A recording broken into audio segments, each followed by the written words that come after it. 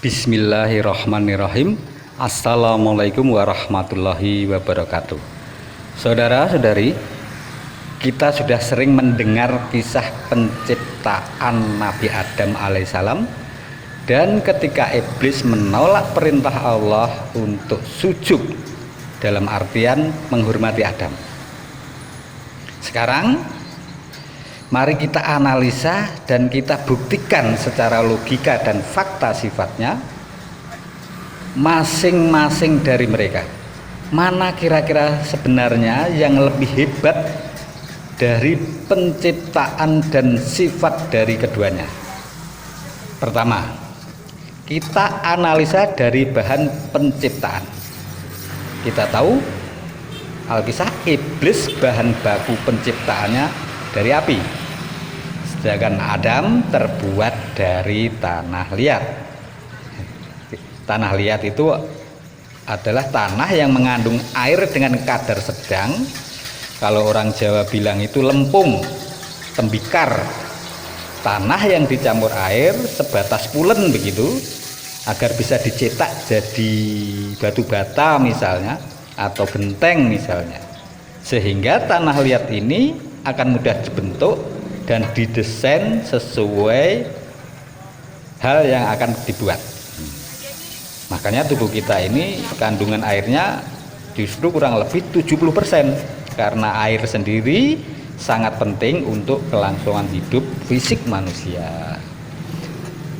Dari perpaduan unsur tanah dan air ini terbukti dan diakui bahwa di dalamnya terdapat dan terkandung unsur-unsur hara kehidupan. Dalam tanah, air murni, banyak mineral, zat-zat lainnya yang banyak sekali macamnya. Tapi mari kita bandingkan ya dengan api. Coba katakan kepada saya melalui kolom komentar, kira-kira unsur hara atau mineral apa yang terkandung di dalam api selain unsur panas? Silahkan beri jawabannya di kolom komentar ya.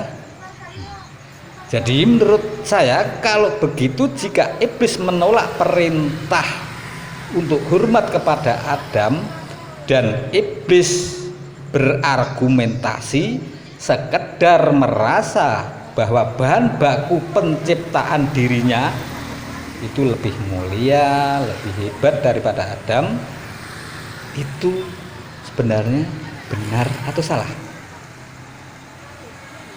Berarti argumen iblis itu sebenarnya pintar atau bodoh? Sifat sombong iblis itu pintar atau bodoh? Itu yang pertama. Kemudian yang kedua, bahwa watak tanah dan air itu jelas lebih tenang, sejuk, dan low profile. Benar enggak kira-kira?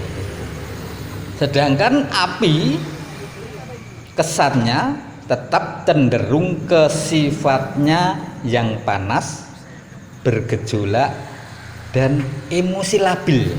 Itu gambarannya. Kemudian yang ketiga, awal penciptaan Adam Alkisah sebenarnya diprotes oleh para malaikat junior.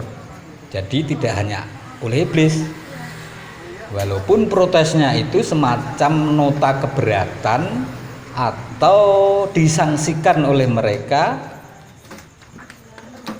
atas keputusan Allah dalam penciptaan manusia atau Adam. Ini diredaksikan ya.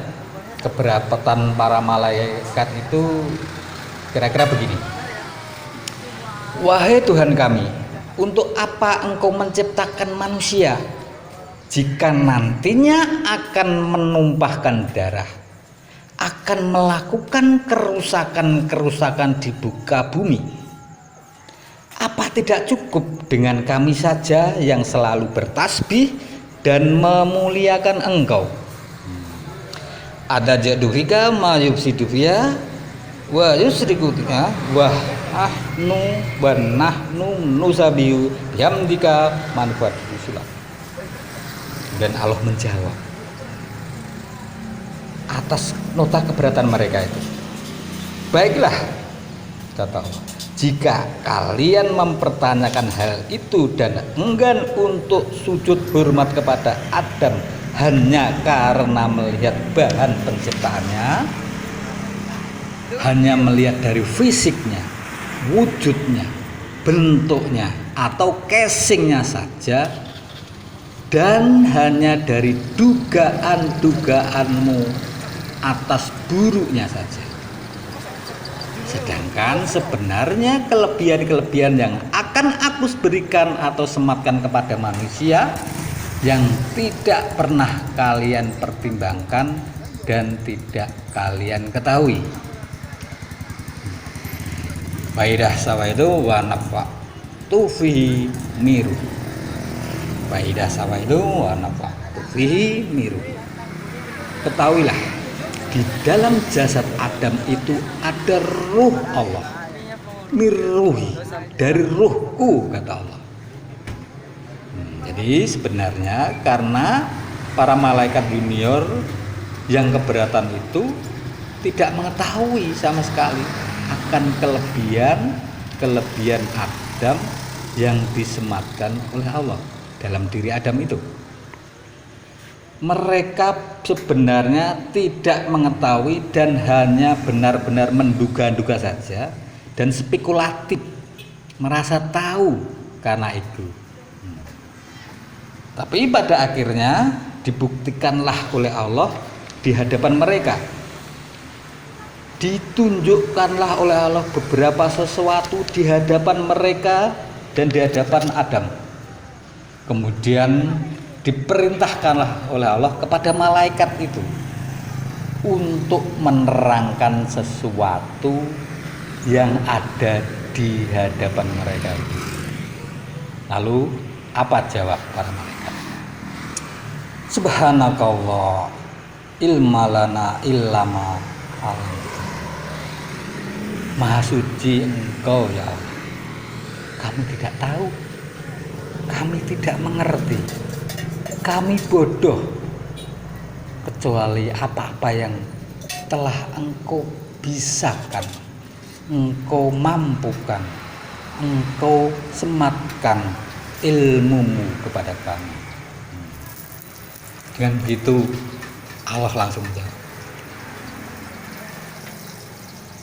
alam aku lakum ini alam malah taklam. Maka dari itu, kata Allah, aku jauh lebih mengetahui apa-apa yang tidak kalian ketahui. Kalian hanya menduga-duga atas apa yang sebenarnya kalian tidak mengetahuinya. Sekarang gantian.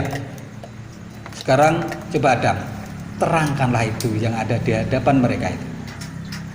Kemudian Adam menerangkan, menjelaskan satu persatu secara gamblang, jelas dan mendetail apa-apa yang di hadapan mereka, sampai-sampai membuat para malaikat itu kagum dan terperangah atas pengetahuan yang disematkan oleh Allah kepada diri Adam. Dan pada akhirnya para malaikat itu mengakui dan selanjutnya dengan rela hati untuk hormat kepada Adam, kecuali satu malaikat yang bernama Iblis. Iblis tetap keberatan untuk menghormati penciptaan Allah atas Adam. Iblis tidak ridho sebenarnya atas keputusan Allah.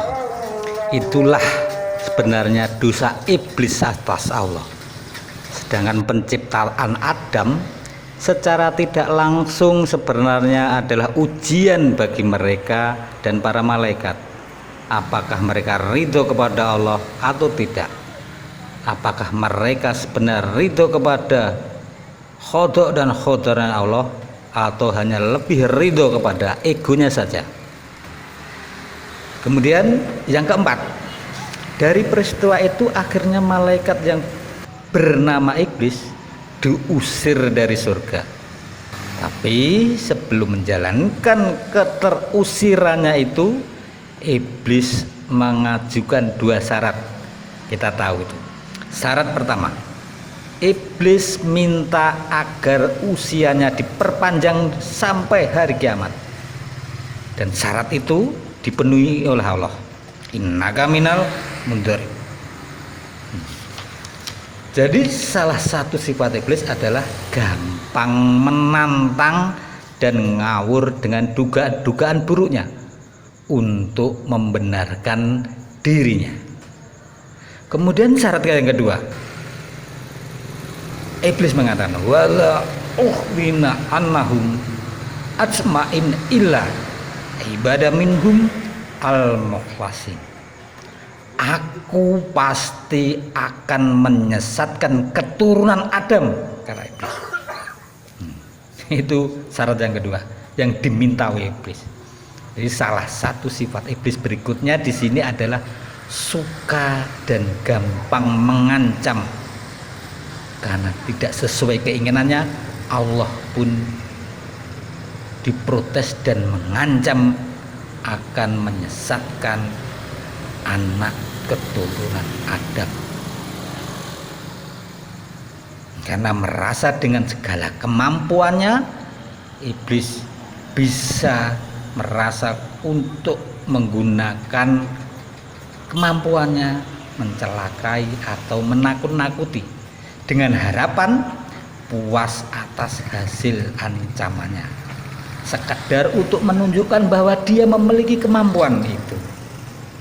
Tapi iblis mengatakan illa ibadah minhum al-mukhlasin.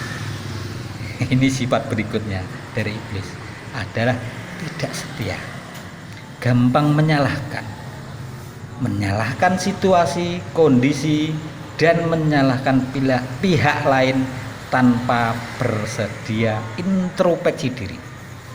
Makanya ketika iblis menggoda manusia yang setia dan ikhlas, maka lambat laun efek godaannya itu akan cepat atau lambat pasti meruntuhkan diri iblis sendiri. Karena iblis sendiri yang telah mengakui dan menyatakan sendiri bahwa dia akan menggoda manusia, akan menggoda keturunan Adam. Ilah kecuali ibadatan minhum al-mukhlasin, kecuali manusia keturunan Adam yang memiliki sifat setia, taat, dan ikhlas. Karena iblis dalam hal ini menyadari konsekuensinya langsung jika menggoda manusia yang setia, taat, dan ikhlas. Karena siksaannya dirasakan langsung saat itu juga dan bisa berlangsung lama. Kenapa iblis meminta syarat yang kedua? Karena sifat iblis berikutnya adalah pendendam. Langsung maupun tersembunyi adalah sifat pendendam. Khususnya dalam peristiwa ini kepada Adam dan keturunannya. Dengan segala argumentasinya, sebenarnya sifat iblis ini gampang dideteksi loh, tinggal manusianya peka atau tidak gitu.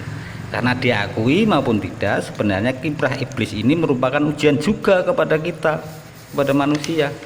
Apakah manusia dengan segala godaan iblis akan semakin setia, taat, dan ikhlas kepada Allah, atau justru percaya dan mengikuti argumentasi juga langkah-langkah dari sifat ego iblis.